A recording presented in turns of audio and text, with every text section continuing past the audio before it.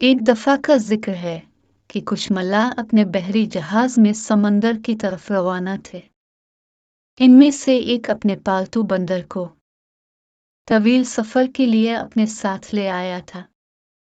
जब वो समंदर में बहुत दूर चले गए तो समंदर के दरमियान एक खौफनाक तूफान ने उनके जहाज को उलट दिया।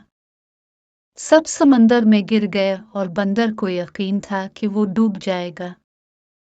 अचानक एक डॉल्फिन नमूदार हुआ और बंदर को उठा लिया।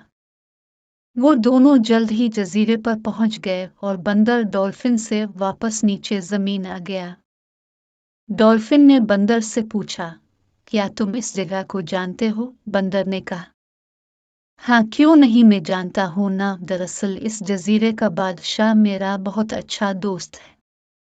डॉल्फिन ने कहा कि क्या वो बादशाह मैं हूँ, क्योंकि इस जजीरे पर और कोई नहीं रहता। बंदर ने कहा कि अच्छा तो तुम बादशाह हो। डॉल्फिन ने कहा, क्या मैं बादशाह बन सकता हूँ?